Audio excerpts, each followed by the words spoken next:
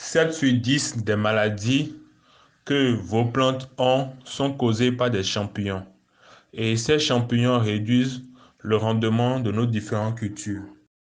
Ils détruisent les racines, les feuilles, les fleurs et finalement sont responsables de la mort de tes plantes, de nos plantes.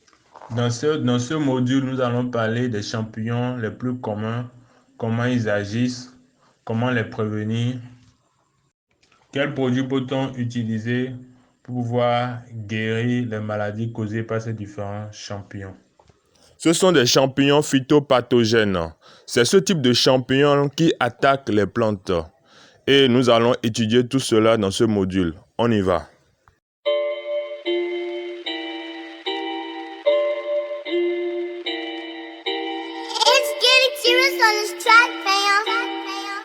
Que sont les champignons? Les champignons ne sont ni des animaux ni des plantes. Ce sont des organismes qui s'installent dans les plantes et qui se nourrissent des tissus morts. C'est pourquoi ils doivent d'abord détruire les cellules vivantes pour s'en nourrir. Et pour détruire les cellules vivantes, ils envoient une toxine qui, en plus de détruire ces cellules vivantes, crée des altérations dans la plante. En créant des pustules, des nécroses, des chloroses, des pourritures apicales, des flétrissements, des chancres. Les champignons se reproduisent au travers des spores. Et en fonction des champignons, les spores vont voyager au travers du sol, au travers de l'eau, au travers du vent, au travers des excréments des oiseaux, au travers de nos propres outils de jardin. Lorsqu'il y a une plante dans les environs, ils attendent que les conditions de température et d'humidité soient réunies pour germer. Dans le cas contraire, ils ne germent pas. Et quand les spores germent, ils envoient une sorte de racine qu'on appelle ostorium dans les cellules de la plante. Et en fonction des champignons, les spores peuvent germer soit dans les tiges, dans les racines, dans les fruits ou dans les feuilles. Et ils commencent à se développer soit à l'intérieur de la plante, soit à l'extérieur de la plante. Et le développement de ce champignon est appelé mycélium. Il peut se présenter sous forme de poils, de poudre farineuse et de croûte. Et lorsque les champignons sont au niveau des feuilles, il est possible de se rendre compte dès le début même de la maladie. Ainsi donc, il est possible d'agir afin d'éviter le pire. Nous allons parler en général des champignons. Et dans ce sens, nous avons 5 types de champignons, à savoir taches foliaires ou anthracnose. Généralement, ce sont des taches petites de couleur marron entourées par une chlorose ou bien quelque chose de couleur jaune. En effet, cette chlorose est générée par la toxine envoyée par le champignon dans la plante. Et la nécrose, c'est le tissu mort. Et dans la nécrose, il y a une sorte de grain qui est le champignon et des croûtes qui sont les spores. Ces champignons se développent quand le temps est vraiment humide et peuvent affecter les tiges, les feuilles et les fruits. Le champignon noirâtre laisse sur les feuilles une tache noire beaucoup plus grande et beaucoup plus uniforme. Et cette tache n'est pas forcément entourée par un halo de couleur jaune. Et au centre de la tache noire, il y a un anneau concentrique qui est le champignon. L'infection commence au niveau des feuilles, mais rapidement, elle va s'étendre au niveau des fruits et au niveau des tubercules. Comme les pommes de terre, et ça va entraîner leur pourrissement. Il apparaît quand le temps est pluvieux ou bien quand nous mouillons les feuilles en arrosant les plantes. La contaminaison passe par les instruments de jardin et parfois même se trouve dans la semence elle-même. Champignon de la rouille, nous allons le reconnaître parce qu'il forme sur la feuille des taches ovales avec des pustules très brillantes. Le champignon de la rouille ne va pas tuer une plante, mais il va ralentir son développement et à la fin affecter le développement, la croissance des fruits. L'oïdium, on va le reconnaître par le fait que le mycélium, c'est sous forme de poussière blanche qui est répartie sur toute la feuille de la plante. Les feuilles affectées rapidement deviennent jaunes et après ça sèche. Ils apparaissent lorsqu'il y a très peu de lumière, un excès d'humidité et un excès de nitrogène ou d'azote dans le sol.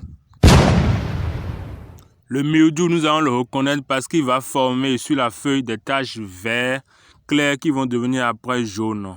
Et en bas de la feuille, nous avons le mycélium. La toxine de ce champignon crée des déformations au niveau de la feuille et spécialement des bourgeons.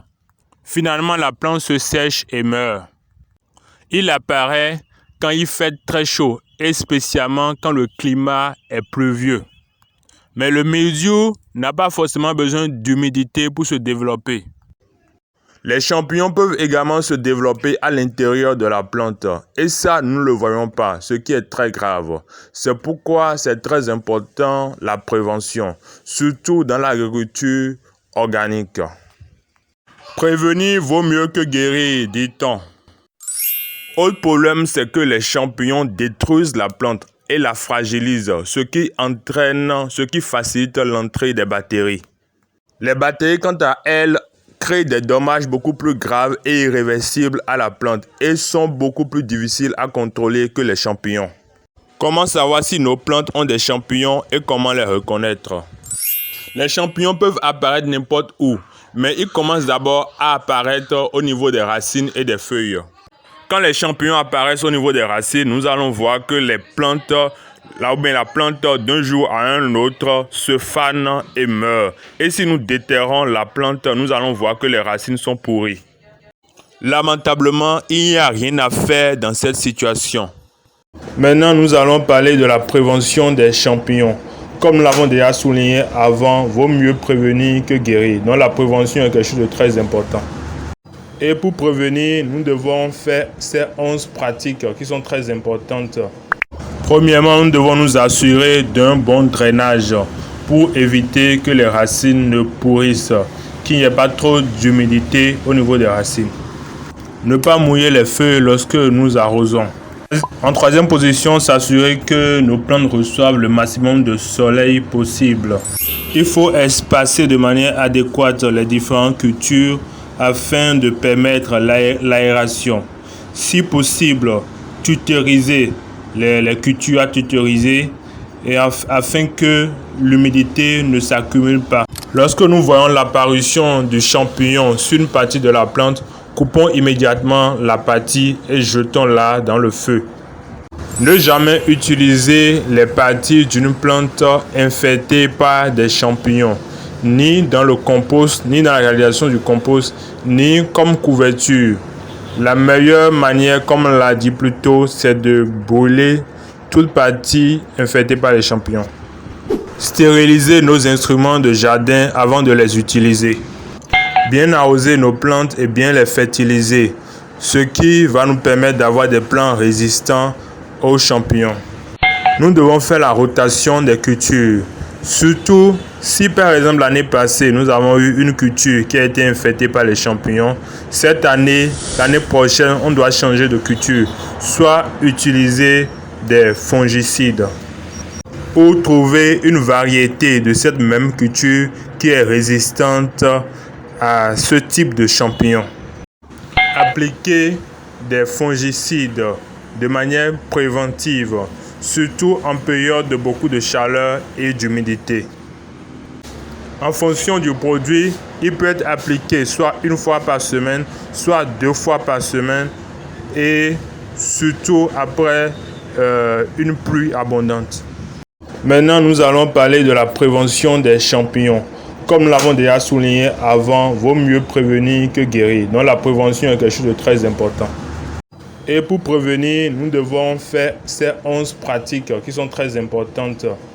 Premièrement, nous devons nous assurer d'un bon drainage pour éviter que les racines ne pourrissent, qu'il n'y ait pas trop d'humidité au niveau des racines. Ne pas mouiller les feuilles lorsque nous arrosons. En troisième position, s'assurer que nos plantes reçoivent le maximum de soleil possible. Il faut espacer de manière adéquate les différentes cultures afin de permettre l'aération. Si possible, tutoriser les cultures à tutoriser et afin que l'humidité ne s'accumule pas. Lorsque nous voyons l'apparition du champignon sur une partie de la plante, coupons immédiatement la partie et jetons-la dans le feu. Ne jamais utiliser les parties d'une plante infectée par des champignons, ni dans le compost, ni dans la réalisation du compost, ni comme couverture. La meilleure manière, comme on l'a dit plus tôt, c'est de brûler toute partie infectée par les champignons. Stériliser nos instruments de jardin avant de les utiliser. Bien arroser nos plantes et bien les fertiliser, ce qui va nous permettre d'avoir des plants résistants aux champignons. Nous devons faire la rotation des cultures. Surtout si par exemple l'année passée nous avons eu une culture qui a été infectée par les champignons, cette année, l'année prochaine, on doit changer de culture, soit utiliser des fongicides pour trouver une variété de cette même culture qui est résistante à ce type de champignons. Appliquer des fongicides de manière préventive, surtout en période de beaucoup de chaleur et d'humidité. En fonction du produit, il peut être appliqué soit une fois par semaine, soit 2 fois par semaine et surtout après une pluie abondante. Comment traiter les maladies réalisées par les champignons et quels sont les différents fongicides que je te recommande?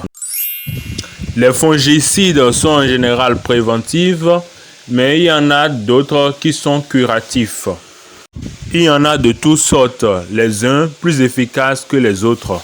Le bicarbonate peut être utilisé comme fongicide, surtout dans le cas de l'oïdium. C'est très efficace dans ce cas-là. Ce que le bicarbonate fait, c'est qu'il modifie le pH de la superficie de la partie de la feuille affectée. Et de cette manière, le champignon n'a plus la force d'agir. Le bicarbonate peut être utilisé en cas d'urgence, mais ce n'est pas très bon de prolonger son utilisation parce qu'il contient du sodium et le sodium va empoisonner la terre, ce qui n'est pas bon pour la plante. Ensuite, comme remède, nous avons le lait. Nous avons 50% de lait et 50% d'eau. Ce remède est indiqué pour combattre l'oïdium et le mildiou. Si le lait est à notre disposition gratuitement, ça peut être une bonne solution pour lutter contre ces différents champignons. Mais je pense que c'est une solution occasionnelle parce qu'en contrepartie, le lait va attirer des mouches et d'autres ravageurs. Comme remède, nous avons également l'infusion du thé de la queue de cheval. La queue du cheval a le zinc. Le zinc est un élément essentiel, un nutriment essentiel dans le développement de l'appareil cellulaire des feuilles.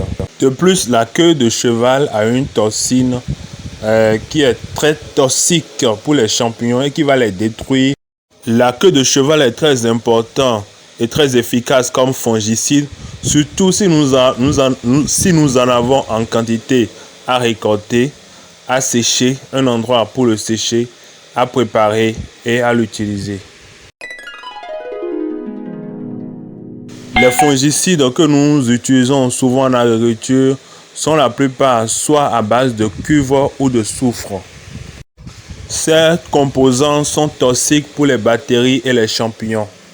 Le plus important est que le cuivre ou le soufre ne soit pas en grande quantité. On dit que l'excès en toute chose nuit, n'est-ce pas? Ainsi donc, vous pouvez acquérir votre fongicide sur le marché en vous rapprochant de votre fournisseur. Il y a différents types de fongicides et vous aurez le choix. Ça,